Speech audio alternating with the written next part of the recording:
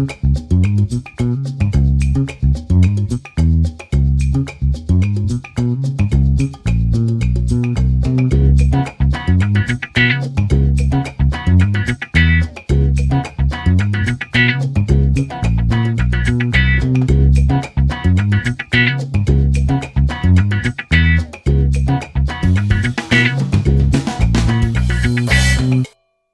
everyone, I'm Steph, that's Lisa, and together with Jenny, we're PD Connect. We are thrilled to have Amy Carlson here today. I'm going to do a little bit of an intro here. So welcome, Amy. Here we go. Amy Carlson is an artist, a wife, builder, mother, student, board member, designer, sister, advocate, daughter. Let me breathe. Unicorn. Teacher, leader, dancer, ambassador, friend, and a woman who lives in the ability margin. Parkinson's disease is chaos in her life that interrupted a career in construction program management, disrupted her lifestyle, and changed her view of the world forever. At age 54, 9 years diagnosed, Amy challenges others to meet living with neurological diagnosis with power, grace, and acceptance. Her work in the arts is dedicated to expressing her experience of life. Thank you so much for being here, Amy. And here she is. All right, let's spotlight Amy for everyone. Spotlight. Perfect. Hi, everybody. All right, so you've caught me in the middle of my day, which is really exciting. And I love to just kind of be a little bit impromptu as I do this sort of stuff. I've got a lot of planned stuff to show you, but I got a little impromptu stuff.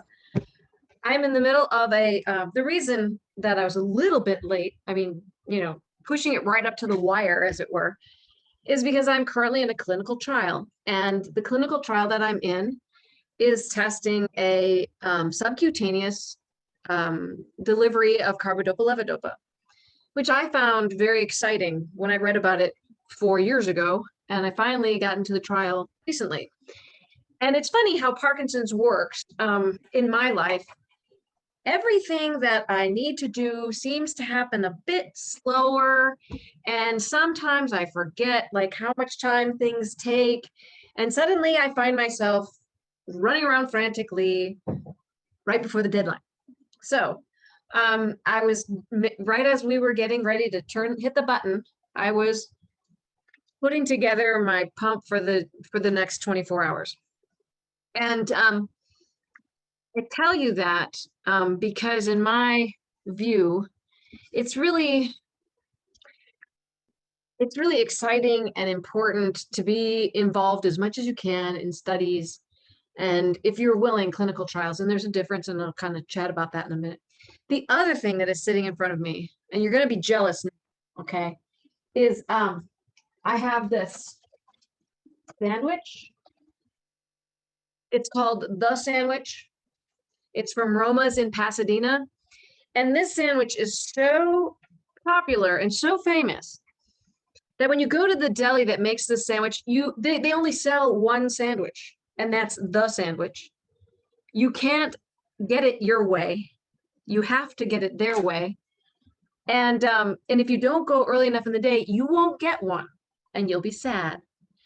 And the other day I went to get my sandwich, and the line was out the door. And what they do is they run the line through all their deli cases.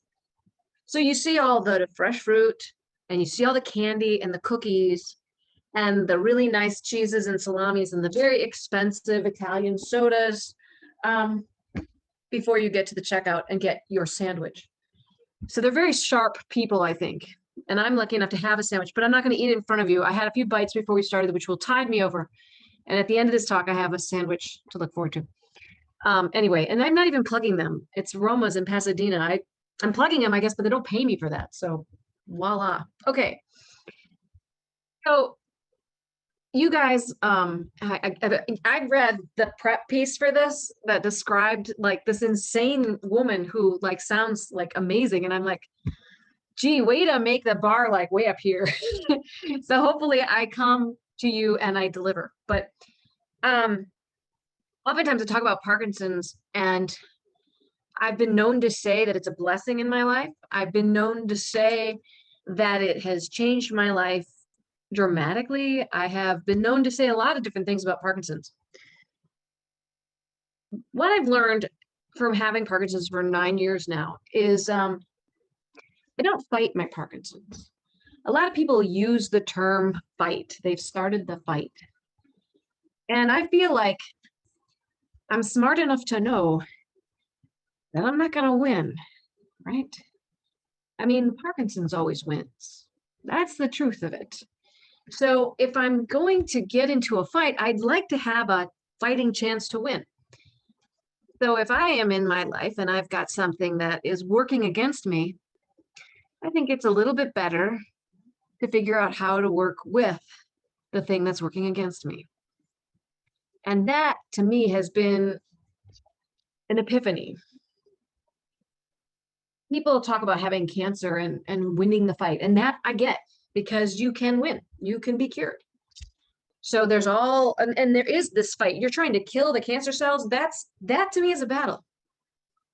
When you have Parkinson's, you're not trying to kill anything. If anything, you're trying to help it stay alive. We don't know what's hurting the dopamine neurotransmitters. We're trying to help them stay alive. So I like to think about the Parkinson's, and I like to think about Parkinson's in terms of, what does it want from me? What does the Parkinson's want from me?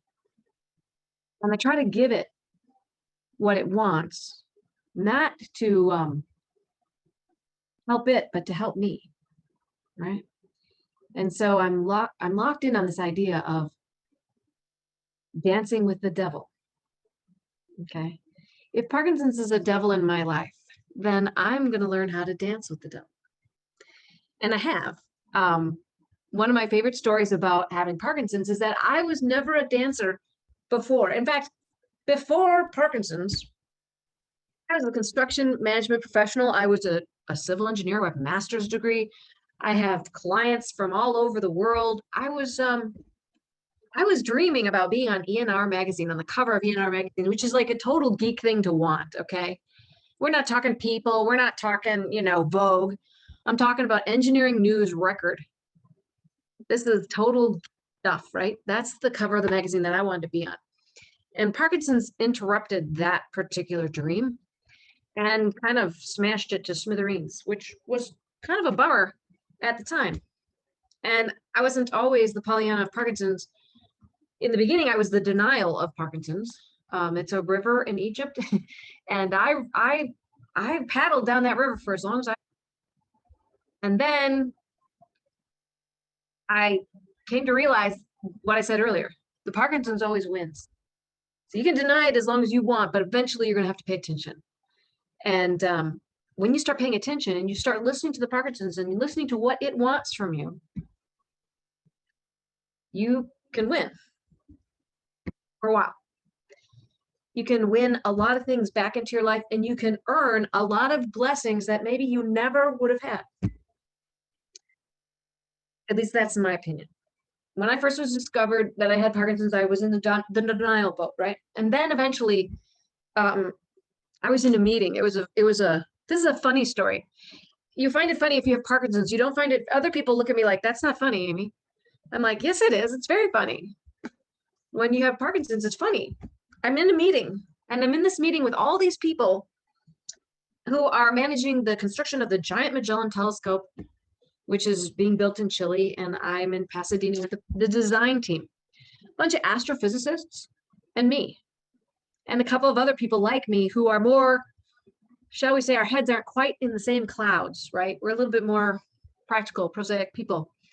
And nobody at the table knows that I have Parkinson's disease. It's a well-kept secret.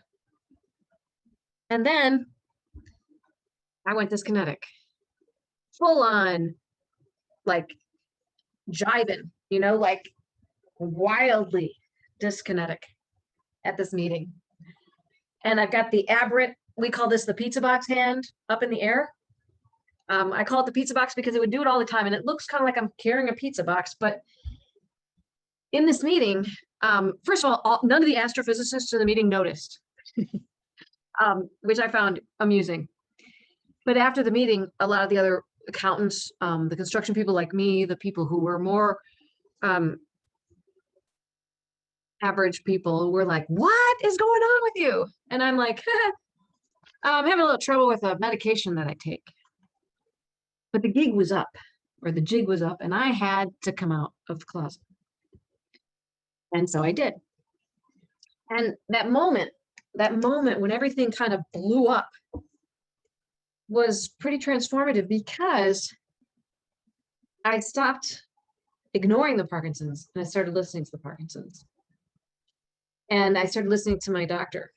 I see Giselle Petzinger at USC. She's been working on movement and Parkinson's since like 20 years now. And she said to me, Amy, you gotta stop just exercising, but you have to start really working. And I'm like, what do you mean? She's like, if you're on the treadmill and you're watching CNN, Fox News, I'm not going to take sides on that particular conversation. Whatever you're watching, that's not what we need you to do. Your brain is designed to learn. And if you want your brain to keep growing, to keep you as healthy as possible, you need to feed it. You need to feed it something to learn. And the one thing the brain likes to learn a lot about is movement. And there's a lot of theories that say that that's what dopamine is really about. It's about learning movement. So let's think about that for a minute. Let's break that down. Let's say you're a human being living in the wild, on the tundra, okay? And you need to eat. If you sit on your duff in your cave and you don't move, you're not going to eat, right? You got to go pick berries. You got to go grab twigs. You might have to chase down a saber-toothed tiger and kill it, and then you eat. And how does your brain deal with all that? Well, let's think about how that works. So I chase down the saber-toothed tiger and I kill it, and I eat it. And when I eat it, my brain says, thank you for the food. Let's do that again. The reward was the food. The dopamine, we talk about dopamine being the reward neurotransmitter. The dopamine helps lock down and memorize the movements you made to get to the food, which was the reward. Think about biology, okay? I just gave you a very detailed example about how the brain uses dopamine to learn how to get food. What movements do I have to do to get food? This applies for everything that gives you pleasure. What movements do I have to do to procreate? Let's do that again. Dopamine writes it down. Dopamine is what helps your brain learn movement. So if you have a brain that is struggling to use its dopaminergic system, we want to push that system as much as possible and get it to be a fine oiled machine. And the way to do that is to pick a movement to learn that you can learn, right? I mean, so if I'm going to exercise and I'm going to run on the treadmill or walk on the treadmill and I'm going to watch whatever TV show it is, that's not very engaging, it's not very rewarding, and my brain is not going to be very much learning. Okay? But let's say I've never played tennis before, and I spend an afternoon learning to serve. Okay? And I finally get the ball over the net without hitting the net, without bouncing first. How does that feel? That feels pretty exciting.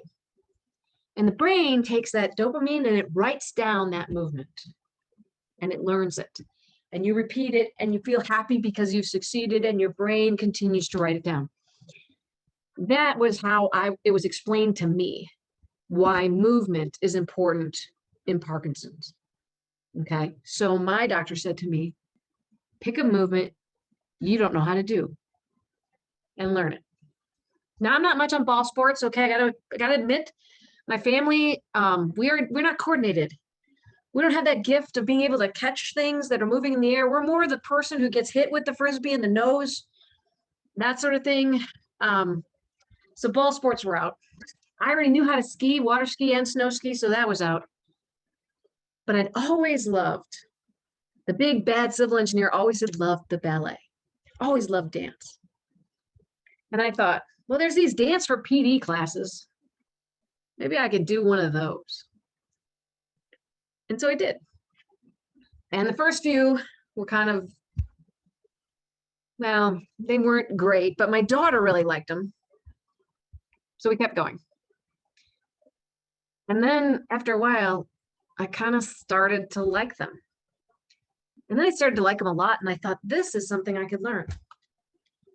And so one of the things that Lisa remembered from when I have talked before, some of the movies that I make that talk about me and Parkinson's. And it's one of my hobbies is I make movies about my experience with Parkinson's. And I was going to show the exact same ones that I showed the last time when they were excited. But then I thought, no, I've made like 150 movies since that time. So I'm going to pick some others. And so give you an idea of what I'm talking about. I'm going to share the screen and I'm going to show. It would have been great to have these up in a minute. I'm fine. I'm cool. It's cool, right? I'm going to knock this out of the park. I'm going to share my screen and I'm just going to instantaneously find those movies that I'm going to share. There it is. Now this is an older film because it says 2,411 days of Parkinson's disease. And I can guarantee you it's been more than that now, but I'm not going to sit down and calculate that to retitle the film for y'all. So we're just going to watch it at day 2,411.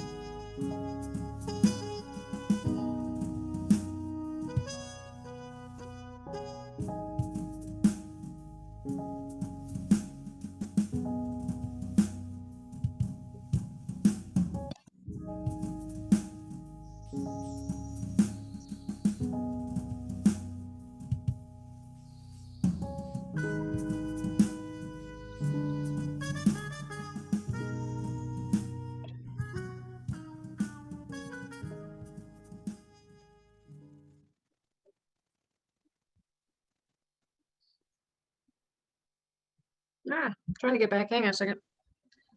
All right, there we go. So that's kind of an exploration of what I see in myself. These strange movements and these strange facial expressions. And then I see dancing. And the thing is when that crash happened, where my denial came right up to the face of massive dyskinesia in the middle of a meeting. And I knew something had to change. In the next 6 months, I took a leave of absence and then finally left my job. And I dedicated my life to learning how to dance with the devil and how to be in a place where I could not control my Parkinson's per se, but control my life with Parkinson's. And I spent as much time as I could understanding what would be best for me and how could I best live with Parkinson's disease. And so I built a program for myself. I said, well, I need to do movement, so I'm going to dance every day. And I really want to keep my voice because I love talking. So I'm going to join a choir and I'm going to sing. And I really, really also like having facial expressions and having people understand me in a very full sense. So I think I should take an acting class. And I did what I could find. And then when I couldn't find something I needed, I worked with some friends and we would start classes. We would bring classes to us. And it was really helpful. And I had this great community of friends and we got together all the time, every day, sometimes for days on end, because we had a place to work out and we were doing great. And then COVID hit. And once again, I found myself challenged. How do you go forward? How do you continue to dance with the devil when your entire base is taken away from you? So like this Zoom that we're here with wow, a bajillion people. I'm so impressed. The doorbell keeps ringing. I started a Zoom too. The morning after Lineage closed, which Lineage is the performing arts center and dance company that I work with, I went home and I sent out an email to everybody I knew who had Parkinson's. And I said, tomorrow morning, I'm going to get up and I'm going to dance. I'm going to start a Zoom call and I'm going to dance. And if you want to join me, just, join the Zoom. It's been over 500 days since then. We have gotten together every single day. Thanksgiving, Christmas, Easter Sunday, we've been there every day.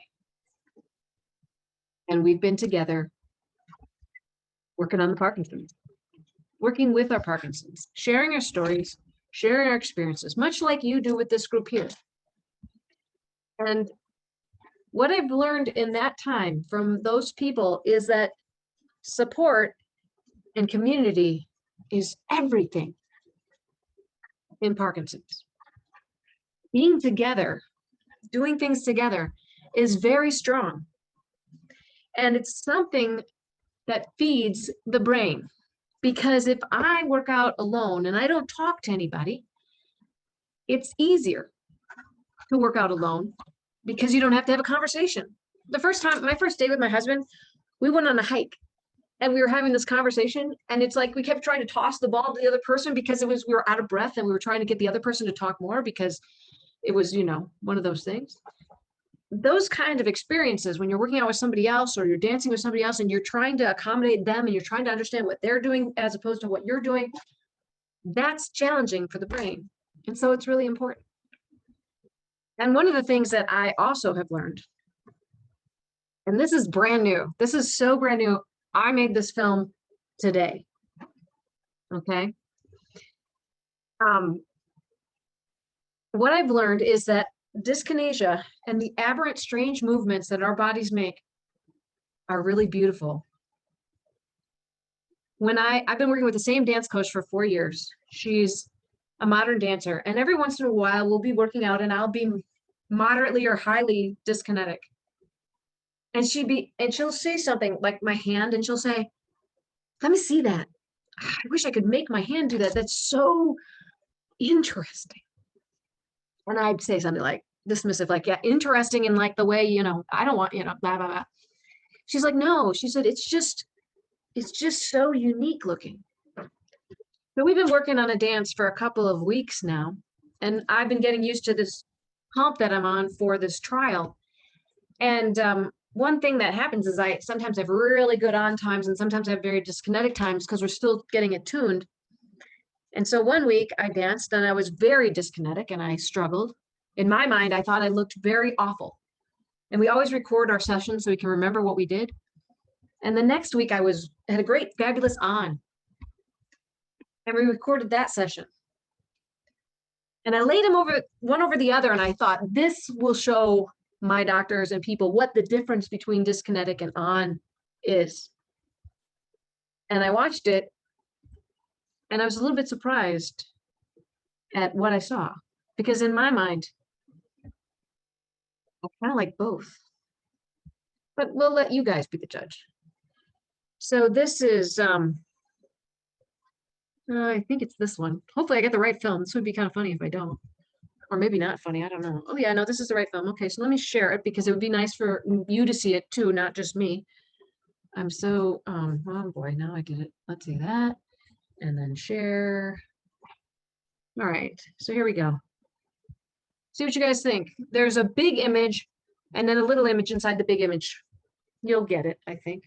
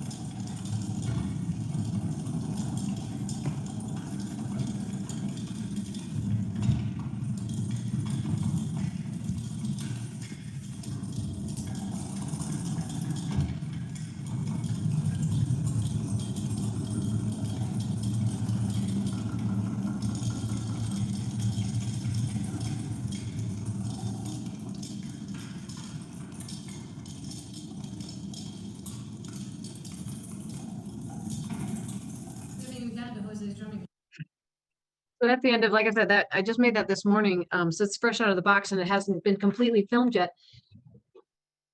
But I thought when I watched it, it wasn't what I expected. And I think so many times we look at ourselves from the inside and we imagine what we look like to the outside. And we imagine it's so much worse than it actually is.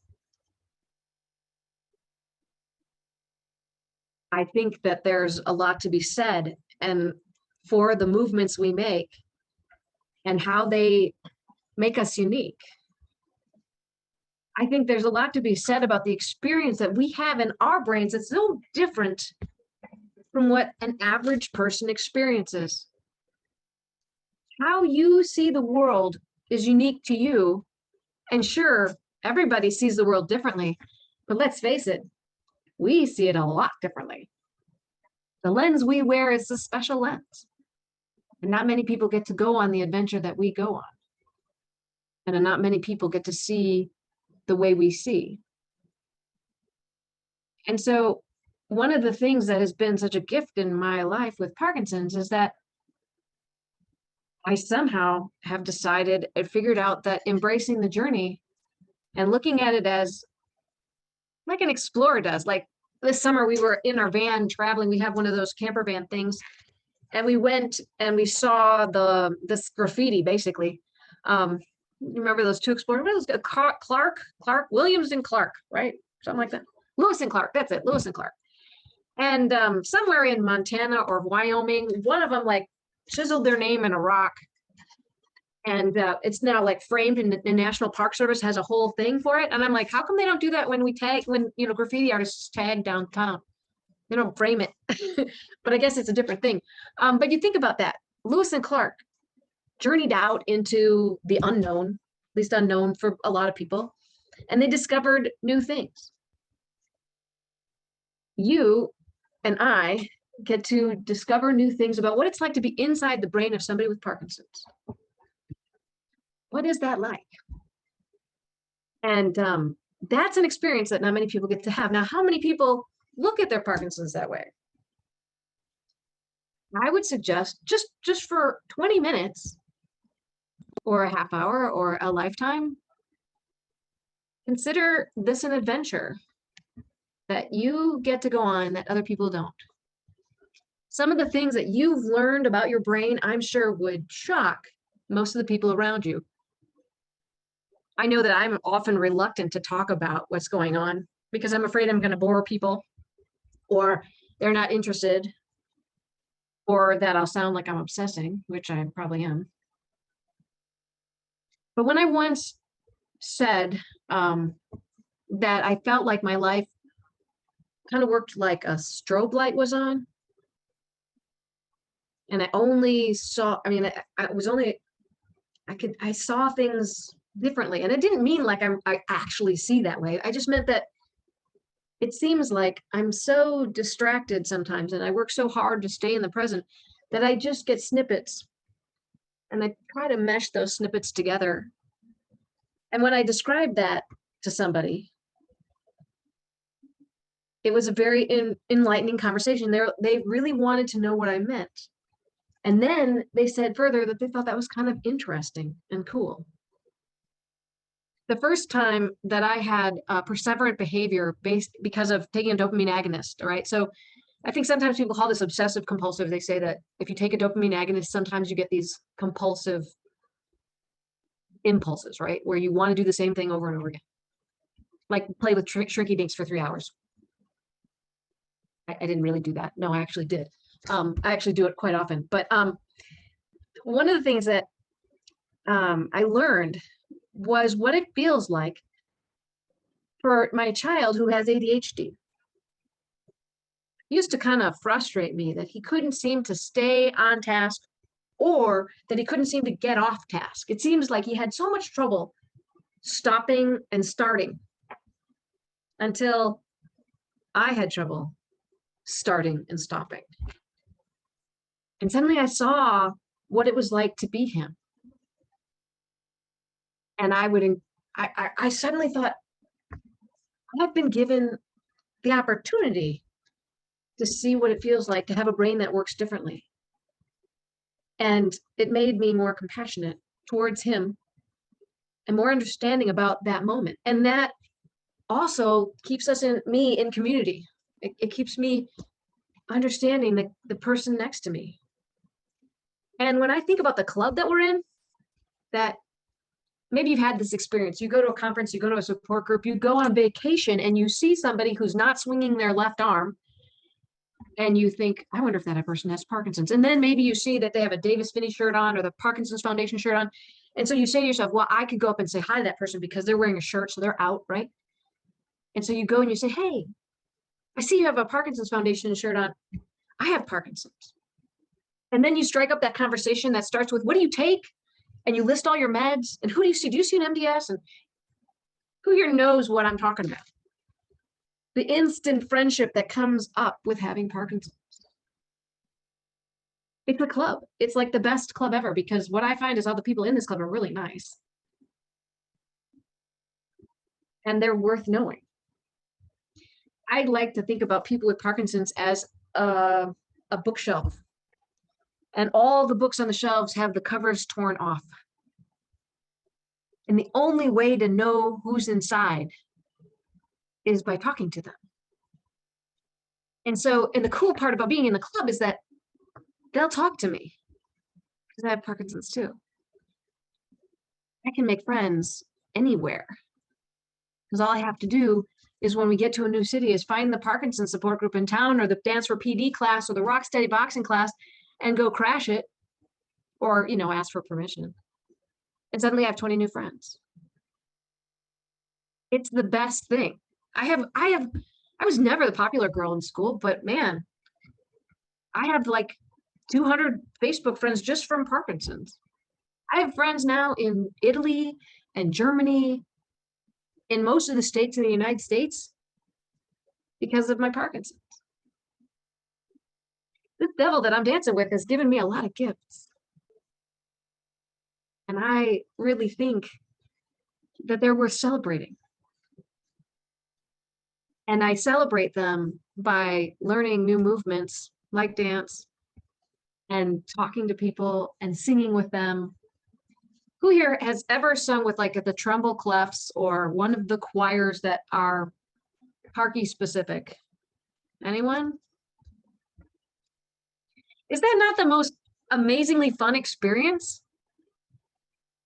I love singing with and one of the fun things I get to do sometimes, at least back before COVID, and I'm hoping we'll get to do it again, is occasionally I travel and I speak somewhere, and a lot of times the local treble clefs or Parky choir will sing, and I get to jump up there and sing with them, and it's like so welcoming and fun.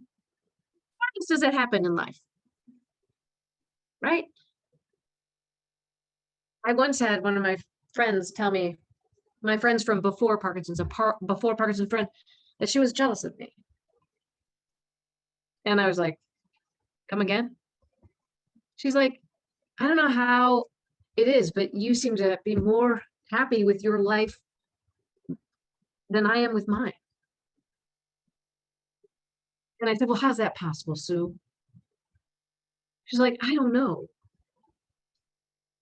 And then I thought about it. Those nice sayings that they say, you know, be happy with what you have or whatever that is, you know, look around you, count your blessings and enjoy them. Somehow, I guess, I've managed to look at my Parkinson's that way. I try to look at the gifts that my Parkinson's have given me, and I try to enjoy them. That thing. Now, I want to do one more thing, and this is totally different. This is not me talking at you or showing you anything else. This is the interactive portion of the show where we have fun. Okay, because you've been sitting for a while listening to me, hopefully glazing over, hopefully creating a grocery list or something. But now I'd like you to actually pay attention. So if you haven't been doing it before, now you got to listen to me. So what we're going to do is a movement break, because I like to get you on your feet and moving, because no Parky should be sitting for any too long, right? I'm going to share a song, and I'm going to ask you to dance, but I'm not going to ask you to dance in any particular choreographed style. I'm just going to give you a word or two or four. And I'm going to ask you to try to dance like that word, okay? And I'm currently looking around for my words, but I don't see them, so I'll just remember them. Okay. So let's see what great song I come up with. This is always the hard part because I have so many favorite songs. So here we go. Let's see, I'm gonna share audio, and I'm gonna go over here, and I'm gonna go to YouTube. There's my mouse. And what comes up? Oh, this is, oh my gosh, you guys got lucky. This is a great song. All right.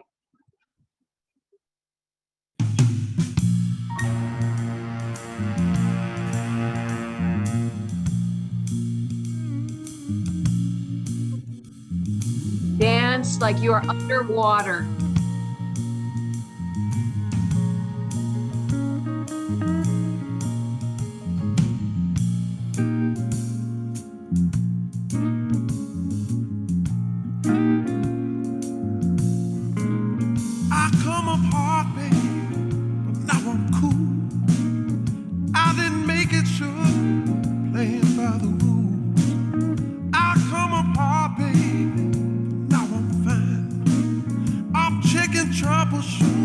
Be sharp. I come apart, baby, but that's okay. 'Cause trouble, man, don't get in the way. I come apart, baby. Dance brown. I'm in for real, baby. Gonna keep moving, gonna go to town. I come apart, I come up, get down. There's only three things. Dance heavy. For sure. Texas, death and trouble.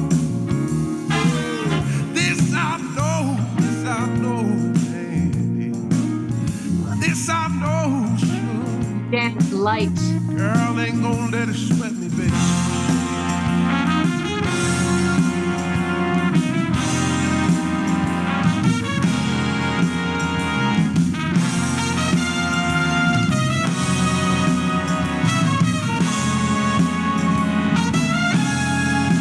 Dance free. Yeah, yeah. Ooh, come apart, babe. Give me some I had to attitude. fight. Took care of my business with all of my might. I come apart, babe. Awful hard I had to win. Then start all over and win again. I come apart. Dance happy. Okay, 'cause trouble, man, don't get in the way. I know some places and I see some faces. I've got the connections. I take my directions. What people say, that's okay. They don't bother me. No, I'm ready to make it. Don't care about the weather. Don't care about no trouble. Got myself together. Upside I down. feel the kind of protection that's all around me. Yeah. I come apart, baby. Be for real, baby. Trouble man. Yeah. Moving over town. I come apart. I come up getting down. There's only three things that's for sure: taxes, death, and trouble. This I know, baby. This I know. Dance like you're flying, like you're a bird. Ain't gonna let it sweat me, baby.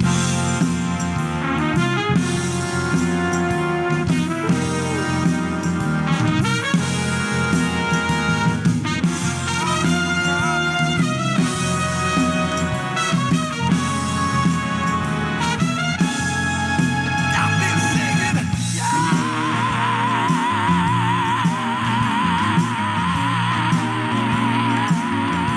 Be a monster. come apart, baby. Had to fight.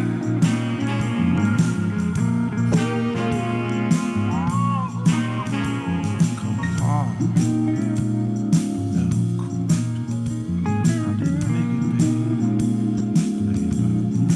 Make faces. Apart.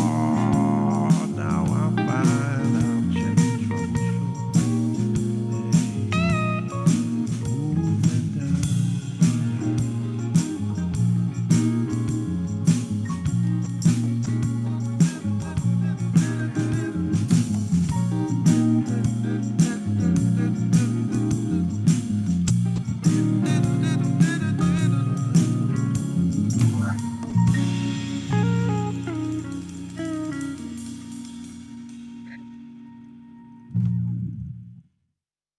That, my friends, is a man named Chris Pierce. He is from Pasadena. He's an amazing blues singer, and I love him. And I love dancing to his music. And that you guys looked terrific. By the way, you make really good monsters. Oh my gosh. I mean, seriously good monsters. So I'm going to leave you with one of my favorite films that I've made, and made it very early on. And the history of this film is kind of funny. My daughter is adopted from Russia. And for a long time, we went to Russian Heritage Camp, which was a time where a bunch of families who adopted Russian children got together and pretended that they were immersing their children in Russian culture. But really, it was just kind of like we'd make borscht and we'd all just talk, right? And goof around a lot. But the kids got to get together and they got to see each other. And that was the most important thing. My daughter's last year at camp, she was aging out. She and I were in charge of putting together the programming for the seniors. And I don't know about you, but I think high school seniors have a lot of pressure on them. And so, you know, all those pep talks that you can find online, you know, do your best, do what you love, the money will follow, be responsible, do your homework, be disciplined, all those fun, you know, rah-rah lectures for kids. They're actually quite funny, actually, when you listen to them. They're so ridiculous. And so we had fun taking a bunch of quotes from them and putting them to the song Under Pressure by David Bowie. And then we took a bunch of pictures of the kids growing up and we put it all together and we just said, hey, we just had fun with it. While we were in the midst of putting this together, and there was a lot of material that we could pull from, we found this one guy, and we listened to him, and we're like, well, we can't use this one because we actually kind of like this one. And his pep talk wasn't really a pep talk. I don't know what it was, but I really liked it. And after camp was over, I spent some time reading this and listening to what this guy had to say, and I thought, oh my gosh, that's what you need if you're living with Parkinson's. This is what I need. And so I'll leave you with his words. The film, I mean, listen to the words. What's going on the screen is just pictures of my family and stuff, which is helpful for me because sometimes I need these words, and it's good to watch this film for myself. And I would challenge you to make your own film with your own pictures, with whatever words you need for yourself. So here we go. I'm gonna grab this and screen and share sound and share. And now I gotta find it. Let's see. Can she do it? Can she find the film? Da, da, da, da.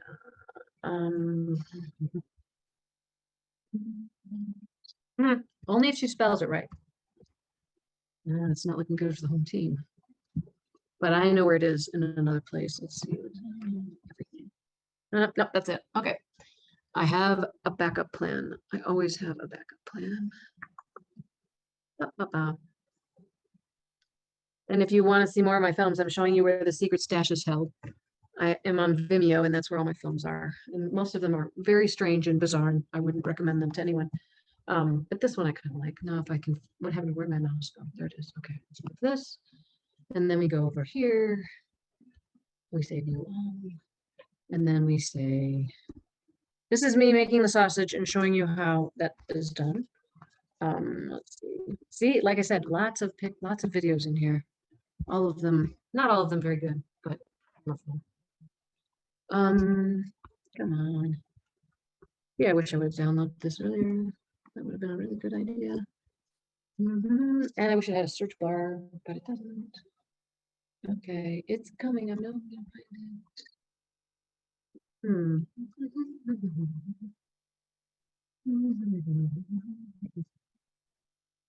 Told you I made a lot of films.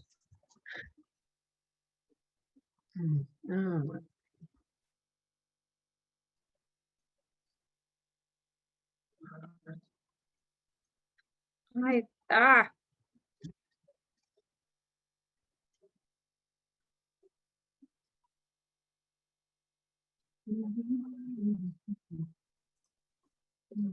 You're doing great, Amy, and we're patiently waiting. So Thank agree you. that you're coming while you're searching. I finally found it. So here we go. Excellent. It's always there, right at the next screen. Okay, so here we go.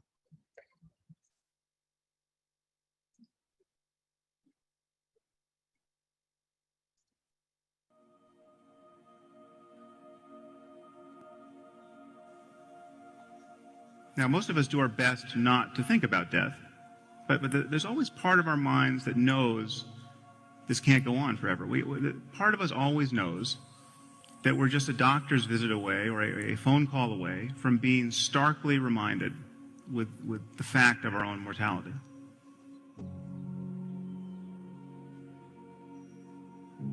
But the one thing people tend to realize at moments like this is that they wasted a lot of time when life was normal. Okay, and it's not just what they did with their time. It's not just that they spent too much time working or compulsively checking email.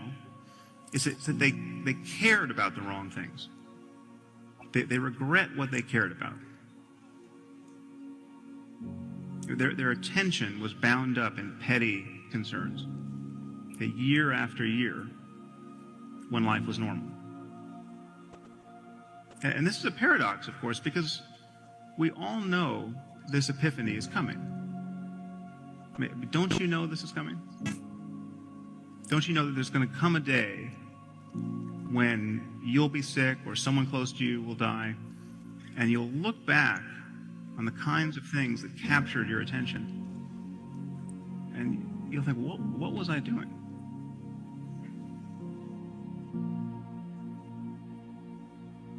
The reality of your life is always now.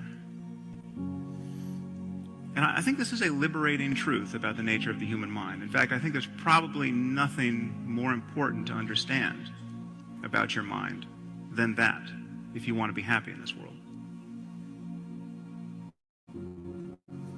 The past is a memory. It's a thought arising in the present. The future is merely anticipated. It is another thought arising now. Okay, what we truly have is this moment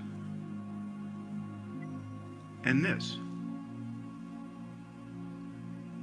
And we spend most of our lives forgetting this truth, repudiating it, fleeing it, overlooking it. And the horror is that we succeed. We manage to never really connect with the present moment and find fulfillment there because we are continually hoping to become happy in the future. And the future never arrives. Because even if you live to be 100, there's just not that many days in life. Okay, it is always now. However much you feel you may need to plan for the future, to anticipate it, to mitigate risks, the reality of your life is now.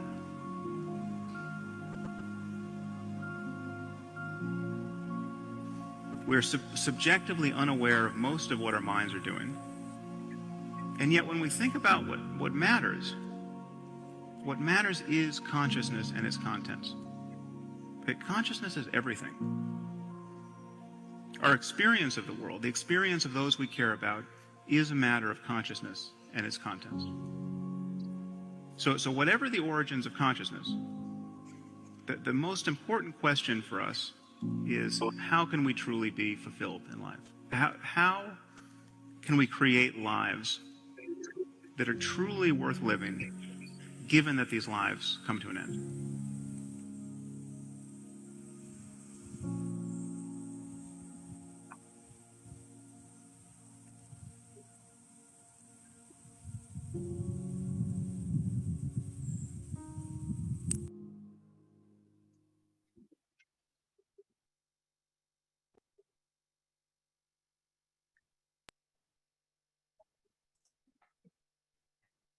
Amazing. So we'll leave you with that, or at least I'll stop battling now. And I'd love to answer questions, and I will answer any question. I will try. So if you want to ask me about hallucinations, constipation, the pump, what my breakfast was, I'm open. If you've got a burning question about Parkinson's, living with Parkinson's, I'll try to answer. You guys can go ahead and unmute if you'd like to. I have a question. This is Sandy Bremner, and I'm curious about your subcutaneous pump. Okay. I will tell you that the company that is running the trial is a company called Neuroderm. I believe they're out of Israel, and I believe they're now owned by Mitsubishi. They are doing trials all over the world right now on this pump, and you can find them under trials.gov or that website. I think most people know about that website, and maybe Lisa can help me with that if I don't get it right. And if you put in Neuroderm, you can find that trial. What it is a way of introducing carbidopa-levodopa into your body. Instead of orally and going through the gastrointestinal system, it goes into your skin, into the subcutaneous layer under the skin. So Duopa goes into your intestines. There's another pump out there that's been approved for many years, and it goes into your small intestines.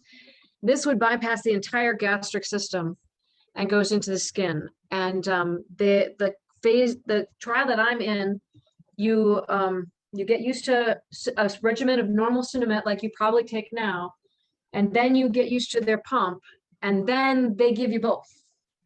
And one is placebo and one is real, and you see they're trying to see if it's an improvement.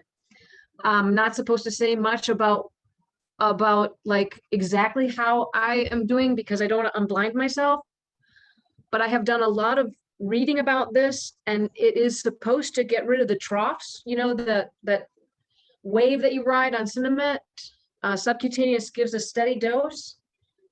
And my experience has been, I'm glad that I joined the trial. I'm glad that I'm in it. And I hope that this gets figured out, finalized, and it becomes the future for treatment of Parkinson's. I do believe in it. So I would encourage you to reach out on clinical trials, figure out who a local coordinator would be for you, and at least learn about the trial. And that goes for any trial and any study.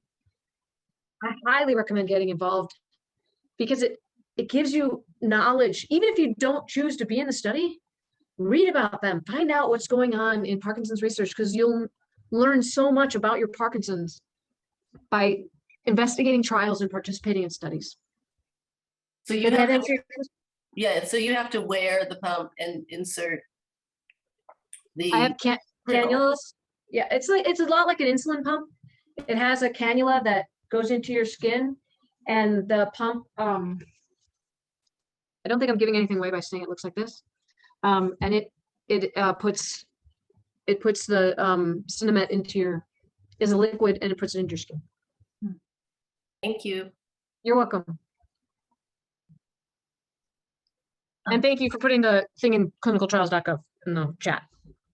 Go ahead, So Cheryl. if someone is Oh. getting the placebo, are they receiving no medication at all? No, that's not correct. You're either on Cinemet pills or you're on the pump. And what happens is when you're in the double blind, you're on both. You're taking pills and you have the pump. You just don't know which one has the medicine in it. Thank you. So you will absolutely be medicated. You in the first film you showed us, there are a couple times there was reference to sleep issues, Mhm. which is something I'm dealing with right now. And I was just curious to know how you, I suspect that you choose to have an attitude about your sleep rather than get panicky about it. I suspect that's what I'm trying to do. I'd like to hear what you say. Yeah, sleep. Okay, so it's been different things at different times. Like many people who've had Parkinson's for a while, what I find is symptoms kind of come and go and become exasperating at certain times and then not exasperating at other times. When I first was having sleep issues is when I was still working. And so my choice then was to over medicate myself with all kinds of stuff that I wish now I would not have done.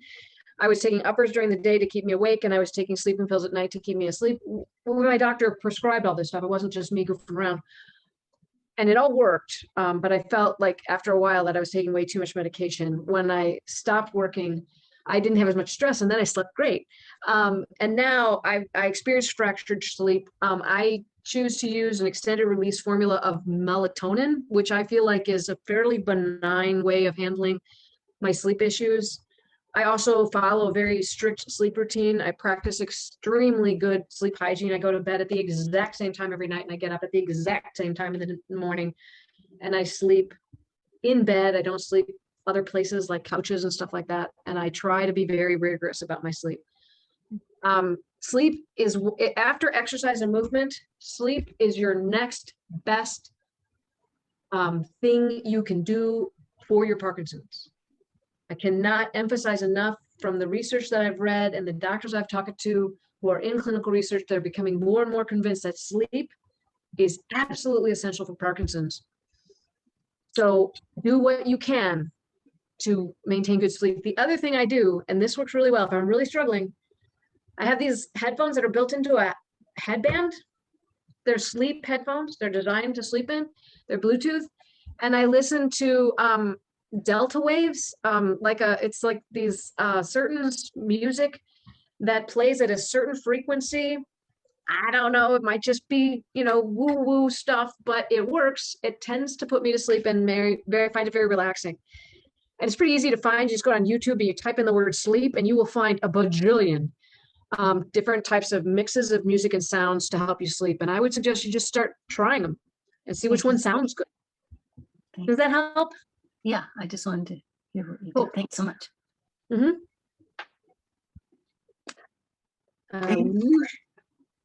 Hi. Hi. So I want to tell you, I'm from Pasadena, but I don't, I don't live there anymore. I was like so excited. And that sandwich, is that Yeah. at any Trader Joe's? Oh, it's not at Trader Joe's. It's at Roma's. It's a one place. Wow. It's called Roma's. It's up on Lake and Mountain on the corner. Okay, I don't get to Tiny little Pasadena place.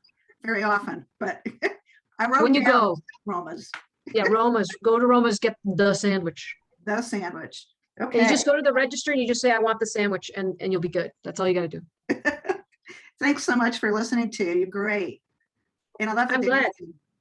Thank you. Amy, can you tell us a little bit about how your career had to shift? And you pretty much made Parkinson's your job, you know? Yeah, I, when I first saw you, you played some of those videos and it was so beautiful to see. I love the videos. They really tell the story, obviously. But, we're curious. I was curious to know, was there a tipping point, or what made you decide to quit your job and make sort of Parkinson's your job? Because I feel like maybe there are some people here that are still working and they're thinking about that, or maybe they're not necessarily working, but they have routine, they have things that they feel are work. So can you talk about that? I can. I'll do the 5-minute shuffle on that one. The thing that I like to say about Parkinson's is that it is permission. Parkinson's is permission. And it's permission to do things differently. Okay. This is the time to say, and there's this thing I like to call, let me see where it is. Oh, I don't have it. Okay. Pretend I have a business card and I hand it to you. And it says Parkinson's permission on it. Hand that card to anybody who asks you to do something that does not help your Parkinson's. I would love to help you on your church committee about the November gala, but I can't. Okay, repeat after me. I would love to help you with that school project, that a PTO project. And you have to say it very dramatically, just like that, because then people will be like, and you have to free up the time in your life that your Parkinson's needs. Okay. When I hit the wall, it was because I was trying to quell the dyskinesia. So I was taking a drug called amantadine, which I'm sure many of you have taken. And I was having trouble with it. Every time I tried to take it, I wasn't getting it right. And I honestly can't remember now what that meant, but I do remember that. And so when I went all dyskinetic in that meeting, and I realized that I wasn't taking care of myself. I mean, the reason that happened is my meds were late. I wasn't taking them on time. I wasn't working out on time. I was not prioritizing my health and my life. And so I said that to my doctor, and my doctor said, why don't you take a leave of absence? We're not telling you to change everything. Just take a leave of absence. And I said, all right, 2 weeks. And she said, no, I meant 6 months. And I went, Giselle, nobody takes 6 months off in construction. They'll pass me by. You can't take 6 months off. And she said, fine, I'll write the leave of absence for 6 months. You take 2 weeks. And if you feel better and you can go back to work, great. I'll send you back to work. You just take what you need. So I took 2 weeks. And by the end of the 2 weeks, I felt amazing. And all I had done was stop working.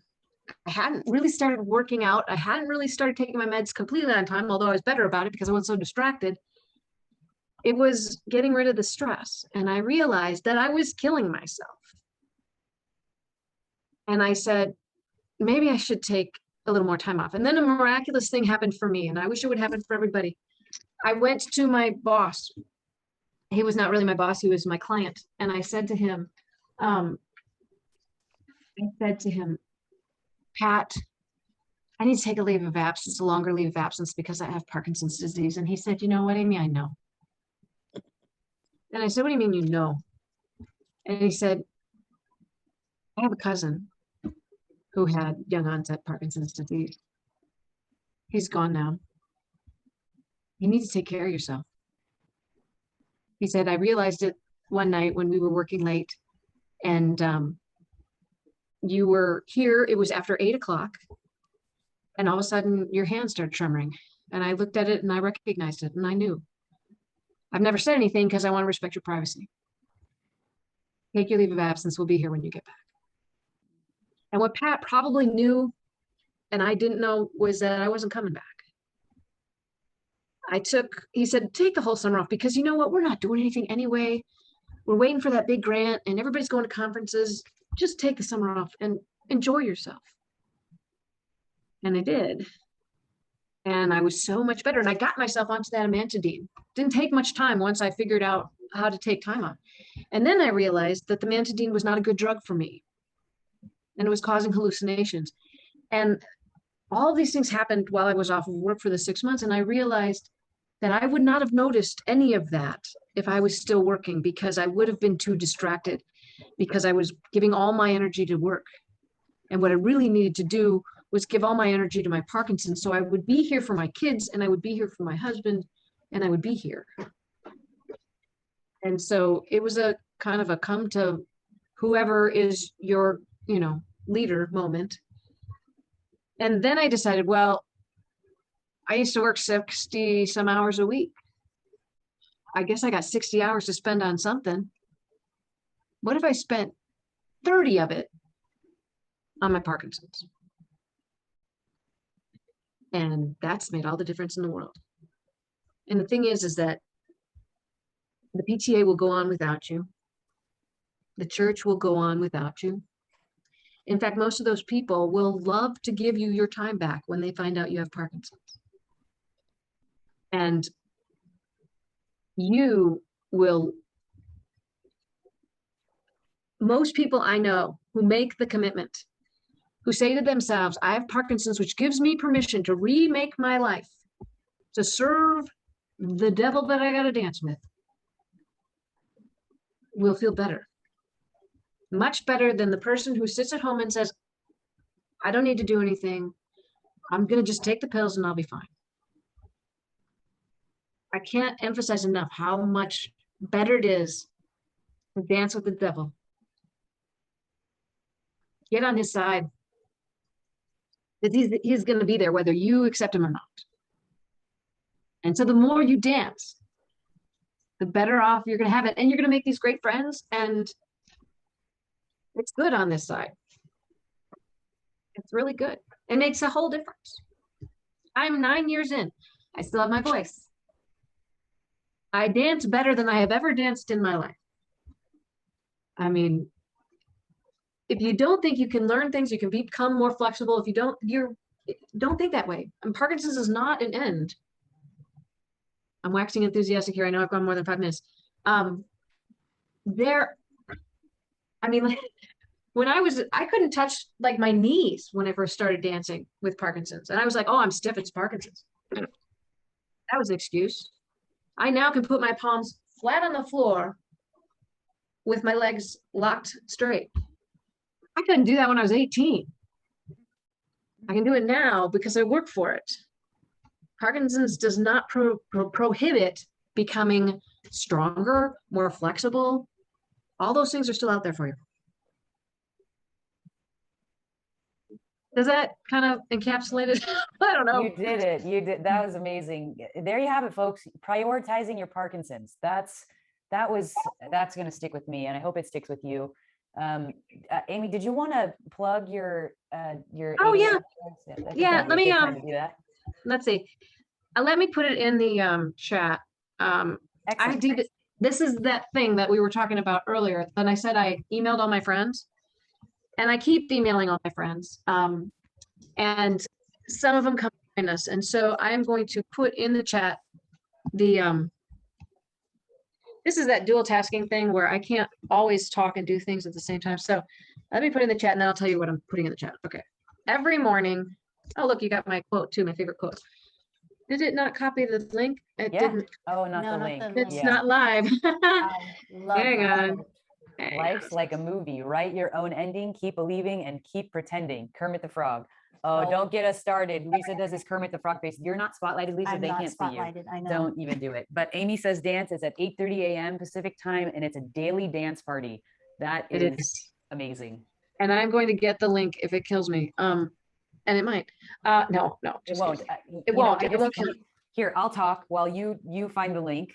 This is Okay. Steph talking, by the way. I'm sure most of you know my voice by now, but Amy, you're captivating. And for all of you that are watching Amy, guys, it's not easy to be on Zoom. You already know how difficult it is to get onto Zoom. Well, when you're talking and everyone's muted, it's basically just talking to yourself and staring at yourself into a camera. And sometimes you can't see other people and it's awkward. And there's something about the way Amy talks, and she gets really close to the camera and she makes these faces, and then she kind of answers her own question and then talks to herself, and she does it really well. What?